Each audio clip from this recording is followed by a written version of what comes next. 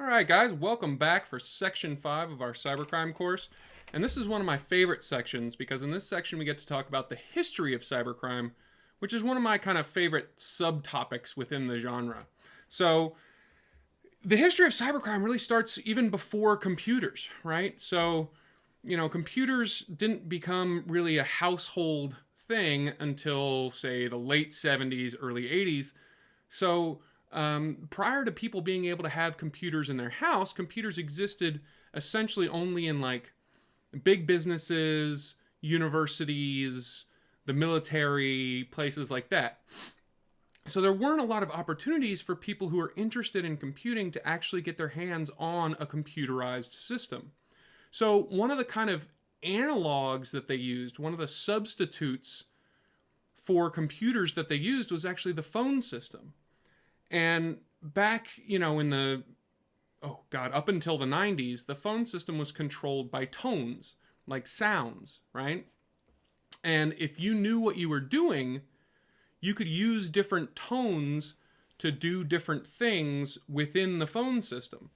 And the people who kind of became the first cyber criminals were the people who kind of used the phone system to their benefit. And that was a direct predecessor to the cyber criminals of today. Now, these early people who explored the phone system were called phone freaks, but not with an F, with a PH, right? Two of the famous early phone freaks were Joe Ingressia and Captain Crunch. Joe Ingressia was a teenager, and he was blind. And as many people will tell you, when you lose one sense, your others kind of become stronger to make up for it. And so Joe Ingressia, since he was blind, his sense of hearing and sound became much better. And he realized relatively early on that if he whistled a certain tone, which he was able to do because he had a thing called perfect pitch, he was able to make a certain whistling sound, and that would give him access to the phone system in a way that only people who worked for the phone system were supposed to have that access, right? So then along comes this other guy, Draper, something Draper, and he figured out that the whistle that you could get as like a free prize in a cereal box, specifically the brand Captain Crunch, made that exact same tone. And it turned out that that tone was 2600 hertz, right? So if you made a whistle at 2600 hertz, that would open up kind of the administrator menu, if you will, of the phone system back in the day. This no longer works, just saying. But the 2600 hertz tone became kind of famous, and Draper became famous. In addition to being famous for figuring this out, he was one of the first computer criminals, or pre-computer criminals, I guess, to have a pseudonym. So people started calling him Captain Crunch because he found out about this whistle in a box of Captain Crunch cereal that could allow you to access all of the kind of background options for the phone system. And once you access that phone system, you could get, free long distance calls, access to phone numbers you weren't supposed to have access to. You could do all kinds of cool, interesting things with the phone system. So, relatedly, in the 1960s, there was a lot of computing going on at MIT, the Massachusetts Institute of Technology. This is where a lot of the early hackers went to school. And in fact, even prior to the computers at MIT, the student body there had come up with the term hack, or at least popularized the term hack, to mean kind of a creative solution to a problem. So if you were having a problem fixing a thing, and you came up with a real interesting, clever solution to fix that problem, that was said to be a really neat hack to fix that problem, right? So in the 1960s, MIT got their first computers that students could actually interact with. Prior to this, even the computing that students were doing at universities was basically them writing programs and punching out punch cards and then giving the punch cards to the computer operators who were usually employed by the company that built the computer. They would run the program and then deliver the results. And so computer operators had to kind of, the students themselves had to be kind of one step removed from actually touching the computers. But in the 60s, MIT got their first computers that the students could actually interact with. They could actually touch the machines. They could actually input information and get information back out. And there was a whole group of students that became obsessed with these computers. And they would try to program different things, everything from, the first video games to spreadsheet programs and documents and most of the stuff we currently use computers for, they did kind of the first fledgling attempts at.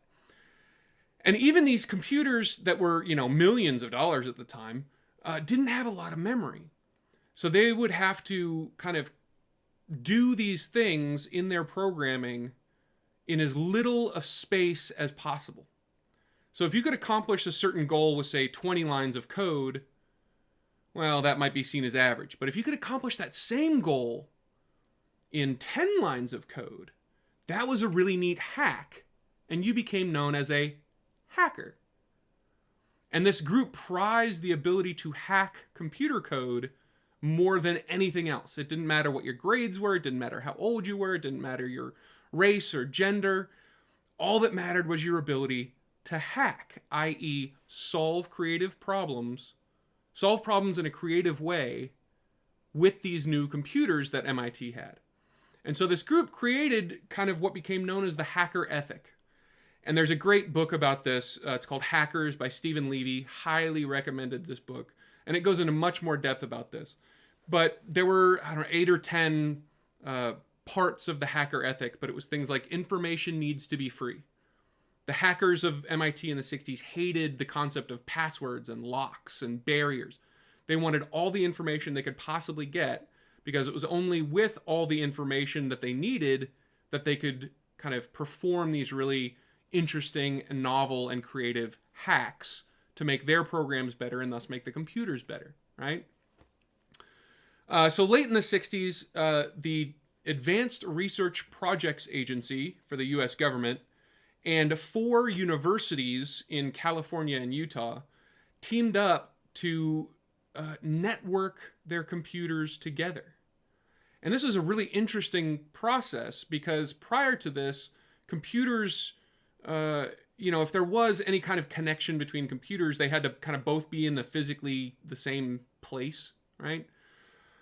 But ARPA and these universities really wanted to share over longer distances. And the universities wanted to do this so that professors and researchers could share data relatively instantaneously, right? Because prior to this, if one researcher wanted to share computerized data or databases or any kind of large volumes of information with each other, they had to, pack it all into boxes and mail it. Whereas if the computers were networked, they could just push a few buttons and share their data with other researchers at all these other universities. And the Advanced Research Projects Agency wanted this network because it was looking for a way to have a communications network that was theoretically going to cross the entire country eventually, that would be much less susceptible to essentially nuclear warfare, right? The government was looking for ways to have a communications network that couldn't be taken out by a couple of nuclear bombs from the Soviet Union. So that started in 1969 and grew kind of slowly at first. But by 1973, this was the entire ARPANET, which, spoiler alert, later became the internet. So each one of these words in italics are sites, are locations that was connected to this early ARPANET. So you can see there's MIT here in the Northeast. This is roughly geographic, right? So there's kind of MIT here in the Northeast. There's the Rand Corporation and Stanford and Ames out in California, right? There's USC. There's all kinds of, Carnegie, Harvard, all these different sites connected via these different connections on the ARPANET. Each one of the circles is a computer, right? So this PDP-10, that is a brand or kind model of computer. PDP-11, same thing, right? So each one of the circles are computers connected to this giant ARPANET. But this was the entirety of, again, what became the internet in 1973. Now, in kind of the 1970s, this was a big time for computing because computers were ceasing to become very slowly less of a, big business, government, major corporation kind of thing, and slowly entering the household. And one of the things it started with was blue boxes. And blue boxes are related to both computers and phone phreaking, which we just talked about a couple slides ago. But blue boxes were essentially that 2600 hertz tone, but also some other added features compiled and gathered into one piece of hardware that phone phreaks would kind of create and then sell, usually to their kind of college friends, right?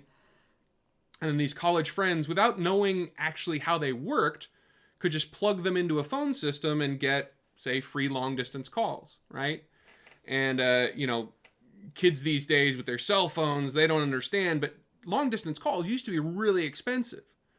If you wanted to call somebody in your city, it was free or very, very cheap. But if you wanted to call anybody outside of just, honestly, a few miles, you had to pay these kind of exorbitant rates. So a lot of college students were nowhere near home when they went to college. And if they wanted to call somebody back at home, either their parents or their high school friends or whoever, they had to pay this really ridiculous amount of money to do it. So they were pretty eager to buy these pieces of hardware that they could just plug into their phone system and get free long distance calls. And in fact, the founders of Apple Computer, Steve Jobs and Steve Wozniak, they made a lot of money selling these blue boxes. And in fact, I think some of that money was used to start as part of the seed money to start Apple Computer. So Apple Computer was started with money from these kind of illegal cybercrime pieces of hardware sold to people who wanted to make free long distance telephone calls. And at this point, we got enough kind of hardware that was commercially available that if you really knew what you were doing, if you were a big computer nerd, you could buy and assemble your own homemade computers. And these were incredibly simplistic by today's standards. I mean, incredibly simplistic. And each one was different because each one was made by its own kind of computer professional. And there weren't a whole ton of these because, again, you had to be very into electronics and computing and all those things to even attempt to make one.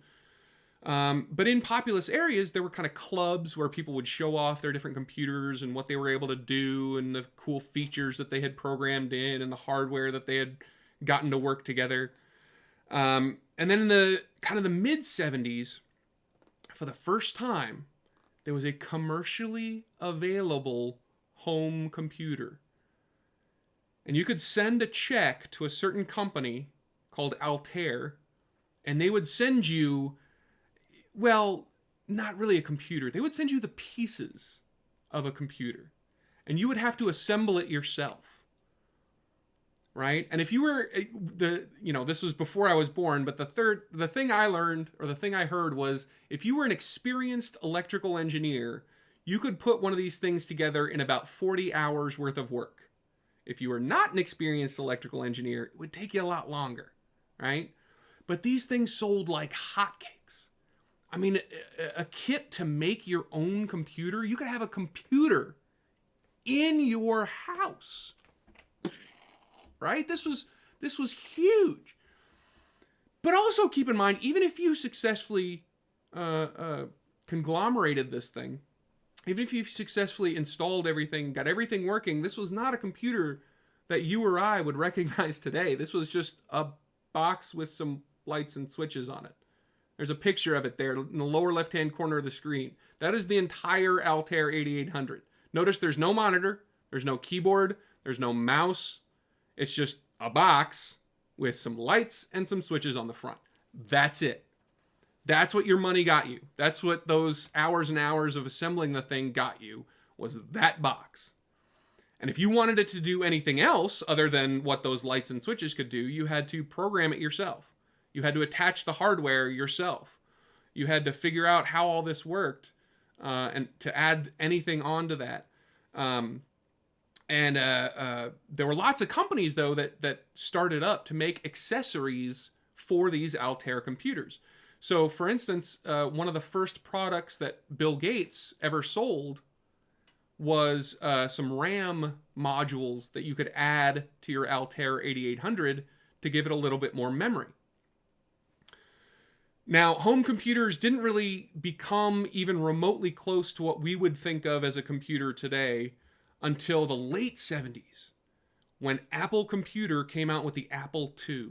And this was the first really big, really successful home computer that, again, we would recognize as kind of a home computer here in the 21st century. And there's a picture of it there in the lower middle. And as you can tell, it has a keyboard, has a monitor, has everything built in. It's in a nice, sleek package. And this was both aesthetically pleasing and, most importantly, the thing that Apple gave that all these previous computer companies didn't is that it was easy. Even if you were a non-computer person, you could buy an Apple and learn relatively quickly how to work it. You didn't have to assemble it yourself. It was all kind of intuitive. It was easy. And that's what really made the Apple successful. So then in the 80s, IBM came out with their IBM PC, introduced August 12th, 1981. My dad actually worked on this project, so this is kind of close to my heart. And IBM was the big, they were the makers of the big room-sized, huge mainframe computers. So they were the biggest name in computing at the time. So, of course, everybody was waiting on them to come out with a PC. And, of course, the PC became incredibly popular. But one of the dumbest business decisions ever made, forgive me for saying this, IBM, is that IBM thought all the money was going to be in the hardware, in the computers themselves. And so when they needed an operating system for their computers, they chose the disk operating system from a teeny tiny little company led by a very young guy named Bill Gates, whose company was called Microsoft. And Microsoft said, hey, we're going to make your operating systems, no problem. We'll give you a great price on it. But we want to own the intellectual property for the operating system, and we want to be free to sell it to other companies. And IBM, since they thought, oh, software, there's no money in software. The money's all in the hardware. They agreed. And that is what turned Microsoft into one of the largest companies on the planet, and turned Bill Gates into the richest person in the world for a very long time. In the early 80s, War Games came out, and this was the first really major piece of cultural media that depicted computers and computer hacking in a completely unrealistic way, but it was still a huge hit of a movie. It's still a great movie. Even though it came out in the early 80s, it's still great to watch today. Please look it up. Please find a copy of this. It really is a wonderful movie. But that really kind of got it into people's heads that computers could do more than just, accounting. Also in the 80s, a Hacker Manifesto came out, and this was a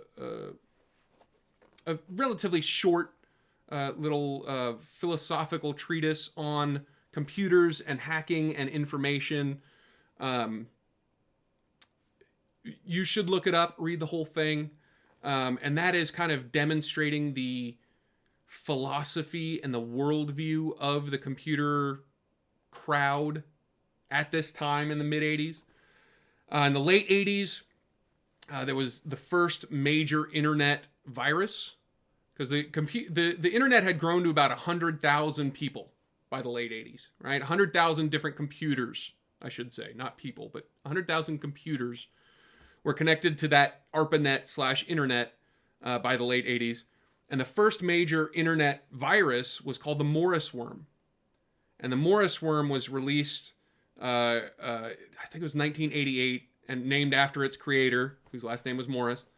And it took down within a few hours, it took down a significant chunk of all the computers on the internet. And we're talking 10, 20% of all the computers connected to the internet were taken down within hours by this one worm. So this was kind of a really powerful wake-up call to the internet community that it needed to take security seriously. But there was not, so only 100,000, there were millions of computers in the United States, let alone the world at this time. But the vast majority of them weren't connected to any sort of internet. So how did they transfer information and data back and forth? Well, there were kind of two ways. The most common way was what became known as the sneaker net. You go to your computer, save your files on a disk, physically walk that disk from one computer to another, and load those files from the disk to that second computer. Because you used your sneakers, i.e. walking, it became known as the sneaker net, right? Just manually transferring files from one computer to another. The other way is really fascinating. They're called bulletin board systems. And think of this as a really, really basic version of what we now think of as the World Wide Web. So anybody who wanted to, and anybody who had a computer modem, could set up a bulletin board system on their computer. And essentially, this was like a little teeny tiny mini internet. And anybody who wanted to, if they knew the modem number for your computer, they could dial in over the phone lines and connect their computer to your computer. And from then on, they could interact with your computer in any way that you had set it up to interact. So lots of BBSs were centered around games or forums where you could kind of post messages back and forth, or pornography, or, lots of different purposes. Basically, everything we use the internet for today, you could theoretically use these bulletin board systems for, starting in the late 80s. But importantly, if I was running a bulletin board system on my home computer, if I only had one modem line leading into that computer, I could only have one person connected to it at once. So they would have to connect, play a little bit of a video game, post a couple of messages to a forum, and then disconnect. Somebody else could then call and log in, connect, play their video games, read the messages that the first person had left, leave their own messages, right? So the number of connections was limited to the number of modem lines that you had running into your computer that was set up to be one of these bulletin board systems. And the big bulletin board systems could have, 4 or 5 modem lines all running at the same time. So 4 or 5 people could be connected at the same time, which was, a really big deal. And of course, if you wanted to connect to a BBS that was outside of your city, you had to pay long distance rates for that telephone call, because at this point, modem lines went pretty much exclusively over telephones. So that saw another surge in that kind of, at this point, ancient art of phone phreaking and people getting lots of long-distance calls for free, right? So then fast forward into the 90s, and essentially you got these services that were kind of a halfway point between those basic BBSs and what we think of as the internet today. So the very late 80s, the early 90s, you started getting services like CompuServe and Prodigy, and the largest one ended up being called America Online. And these were similar to BBSs in that they were limited only to the users of that system. They didn't interoperate, right? But they had connection points around the country, like local access points in major cities around the country, and essentially hundreds or even thousands of open modem lines so that hundreds or thousands of people could be connected at once, right? But if I had CompuServe, I could not send email or post to the same message boards or play the same video games as somebody connected to America Online, say, right? So these were still, up until at least the mid-90s, separate and distinct services that didn't really overlap, right? But they're starting to be larger, having more people connected at once, and have lots of those services. And these were the first like chat rooms that you had a lot of people in. So these were a really big deal. During this time, there kind of started to be a kind of a cultural shift in how people thought of hackers, right? So remember back in the 60s, a hacker was just somebody who could creatively solve problems with a computer. But then over the course of the 80s, especially with things like war games, hackers started to be seen not as creative problem solvers, but as criminals. So in the 90s, there was this attempt to shift the cultural narrative to distinguish between hackers and crackers, with hackers being the curious, creative problem solvers and crackers being the criminals, the bad guys, the ones who would create the nasty viruses and damage computer systems and steal information. This never really took off. This never really became kind of the dominant cultural idea. But all through the 90s, more and more and more people started getting computers in their homes, right? It started there in the late 70s with the Altair and the Apple II. The 80s was huge for the IBM PC.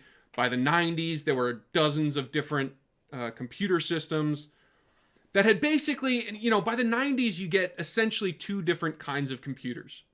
The Apple and the IBM or IBM clone PC compatible, i.e., computers built by who knows what company that ran the Microsoft DOS and later Windows operating systems, right? And that's still kind of the dynamic today. Basically, all desktop and laptop computers and use either Apple or Windows, right? And that started really in the 90s. Also in the mid 90s, there was the creation of the World Wide Web. So finally, this is kind of really the beginning of the internet as would be recognizable today, right? Where everybody connects to the same network of computers that all can kind of share, no matter who you're connecting to the internet with, you can share everything. Essentially, you can email back and forth, you can go to the same websites, you can talk to the same people. There's no more of this separation by CompuServe versus Prodigy versus BBS here versus BBS there, right? Everybody could now finally really interact. And again, I'm going to hit on kind of a cultural topic, and that is the release of the movie Hackers. And again, this is very dated at this point, and it was cheesy even when it came out. But it still had a big impact on how the world viewed computer criminals and hackers, had a big impact on everything from fashion to music to the language around computer crime. Again, highly recommend that movie. But remember, so in 1989, we had 100,000 on the internet. By 92, it hits 1 million. And then in 2018, thanks to things like broadband and wireless connections, we've got 3.2 billion. And as I said in section 1, that number has increased way, way far. It's like doubled from there just in the few years since 2018. So the ability to stay connected to the internet, to not, it wasn't until roughly 2000 that we could just start clicking on the internet and using the internet without having to first connect via a phone line, right? Broadband, both faster than dial-up and kind of always connected, really changed how easy it was to access the internet and really made the adoption of the internet and the integration of the internet into our everyday lives even faster, even more kind of all-encompassing. So, that's the end of our section about the history of cybercrime. We'll be right back with the next subsection.